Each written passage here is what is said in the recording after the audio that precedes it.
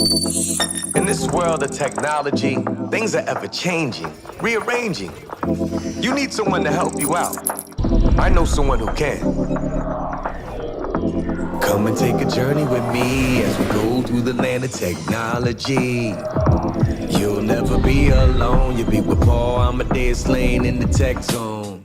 Tech Zone, Paul Amadeus Lane, ABC News Radio KMET, iHeartRadio. Remember, you can always connect with me, PaulAmadeusLane.com. And thank you so much for following our coverage last week at CES 2019. We had so much coverage, so many interviews all month long. We're going to be sharing some interviews from the show floor and some great innovators out there and some of their technology and how it's really not just for fun, but really impacting our lives, our health. And I tell you, we have arrived in technology, the Internet of Things, and CES was like the playground where we were able to find out different innovations out there, transportation, digital health, resilient technologies. We learned about artificial intelligence and how that'll influence every aspect of our life. 5G, that's the backbone for transportation, virtual reality, sports technology, digital health, and 5G will definitely change the world in the year. I had a chance to meet some great innovators out there in different companies. And one company is out here with us in Southern California. Had an opportunity to chat with them and to see what their company is doing, not only for the environment, but how this can impact our health as well, too. How do you feel about the environment? How do you feel about the way things are going? Well, my next guest is going to talk about his piece of innovation, and I'm so happy to have him. Joining me right now is Sundip Doshi from AerNos, CEO. How are you, my friend? Super, great, happy to be here. Great to have you. And I'm in chairman, too. Chairman and CEO, so I give you both of your props, right? Actually, I'm the founder, too, so there you go. The trifecta, right? So Sundip, let's talk about you being here at CES 2019. And tell us a little bit about your innovation. Sure. So, Paul, if you think about it, we know what's in the food we eat. We know what's in the water we drink. We take 20,000 breaths a day, and we don't know what's in the air we breathe. And there are very specific health concerns. AerNos has developed a nanogas sensor that basically is going to be able to tell us our surrounding air, what we're breathing, and what the health outcomes are. And this is going to, I think, profoundly and meaningfully change lives of millions of people. Nice. So, what made you want to create this piece of innovation? Was it a need that you saw personally, or was it something that you may just thought of because other people were dealing with certain issues? It's a great point. Right now, my background is I'm a software engineer, but I'm also a businessman, and so the tech was first introduced to me, and for me it was simply a business opportunity, right? But when I really got into it, the geek in me kind of showed up, because there's a lot of material science, data analytics, nanoelectronics, nanotech. But I was giving a talk to a bunch of physicians, and that's when I realized, when one of them came up to me and say, we're doing something a lot bigger and a lot more deeper, and it's going to change people's lives. And that's when I realized that, wait a minute, what started out as a business opportunity that became geeky is really become a mission now. But don't get me wrong, I'm a businessman, so there is that nice mix. Oh yeah, got to keep the lights on, right? That's right. So when it comes to your innovation in particular, is it for the regular consumer? Is it for businesses? Is it for educational? Or is it for it all? Actually, we have, so what we have created is a sensor that can be embedded into existing or new product lines. So I'll give you some examples. So this is the sensor right here. It's an extremely small chip. It's a 3 by 3 millimeter chip, but it can be embedded into things like air purification systems, HVAC systems, ventilation systems. So think about this. Your baby's room is suddenly having some issues with carbon monoxide. A sensor like this will be able to detect that, automatically inform the purification system, the air starts getting cleaned. Wow. That's awesome. And why in particular should we be really concerned about our air nowadays? Because Things are getting a little worse, aren't they? Yes. Now, I'll share with you. So, Children's Hospital has done a great research, and they're continuing to research where women who are pregnant and they're correlating air quality and air pollutants to the baby's brain development. Early childhood development is critical, and what happens is these pollutants hamper the baby's left hemisphere brain development, which then leads to issues such as obesity, diabetes, COPD, all kinds of disorders. Wow. And I neglected to say you're a California tech company out of San Diego. So, I mean, I got to make sure I give our hometown of California some props right here. That's right. And just talk about how California is becoming, especially Southern California, is becoming a tech country, because we think of Silicon Valley a lot, Northern California, but now we see, like in San Diego and Long Beach, California, we're starting to see a lot of tech companies really rear their head. Sure. We love San Diego. Traffic is a lot better than the Bay Area and Silicon Valley, and actually it's a great ecosystem. The city of San Diego is now getting to be known as one of the better, the pretty exciting smart cities around the world. They're doing things for sustainability, for transportation, for safety, for health and wellness. So there are a lot of exciting programs that the city has undertaken. So we're super excited to be there. And when we look at the sensor right there, Yeah. to create something like that small, wow. I mean, if this was like 10 years ago, how big would that have to be? So let me just share this.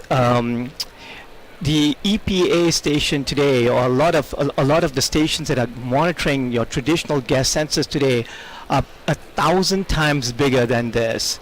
So basically, that's not something that you're going to be able to wear on your watch or wear on your jacket or something like that, right?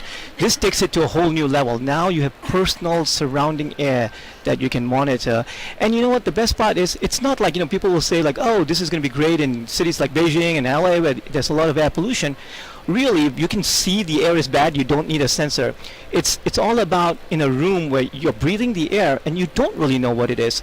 You're in your home for 20-some years, everything is hunky-dory, one fine day, you have cancer. Gee, I wonder why. Sure. It's all of those low levels of pollutants over a long period of time that causes issues.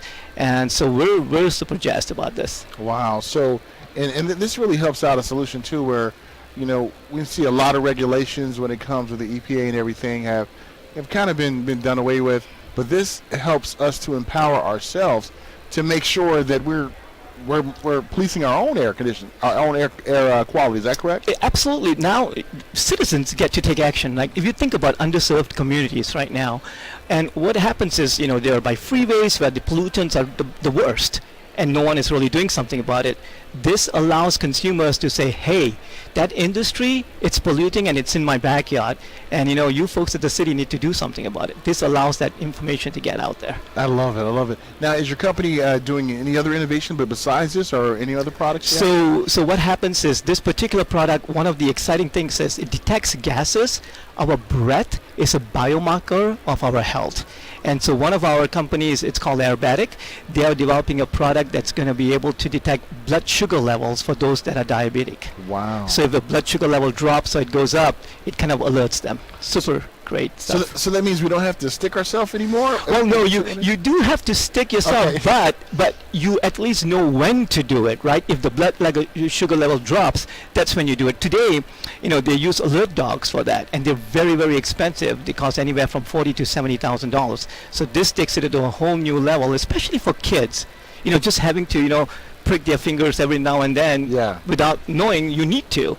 But the sensor like this would be able to actually tell you, okay, there's something going on right now. You've got a low blood sugar level. Go ahead and do that, pricking. Wow, this is amazing, Sundip, and all this innovation that you guys are doing at AerNos, and it's awesome. Anything else out there you'd like to share with the audience or the viewer out there? No, I think this is great. I mean, it's going to come out in products. We're deploying products this year. Feel free to visit our website for more information. It's www.aernos.com, and you're going to be able to breathe a little bit more healthier, I think, very soon. I want to have you back on later on in the year too, as these products begin to launch, and just talk more about it. I mean, we're both in California, so we got to make sure we get some California love out there, right? That's right. Hey, great talking to you, Sundip, and enjoy the rest of your CES. Thank you. My pleasure.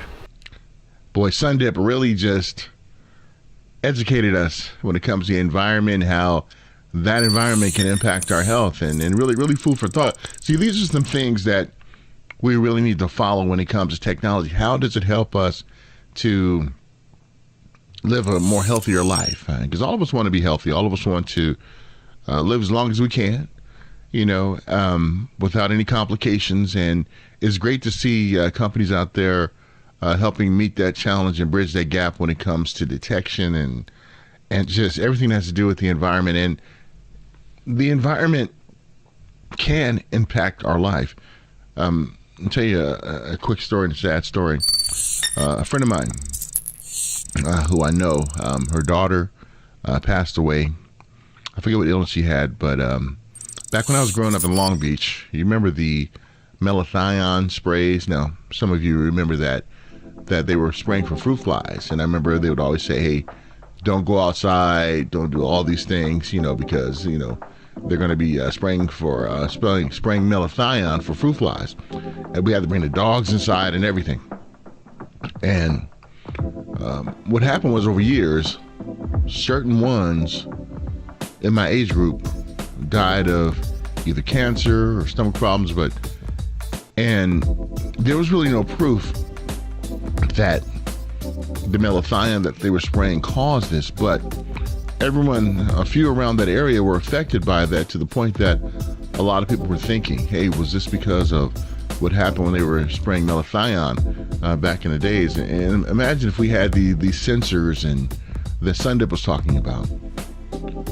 Never know what can happen, but it's nice to have those type of sensors right now so we can see what kind of threats that are out there that can impact us. All right, when we get back, let's talk about some more innovation, and I'll share with you another awesome interview that I had with some exhibitors at CES 2019. Be back here after these messages. In this world of technology, things are ever changing, rearranging. You need someone to help you out. I know someone who can.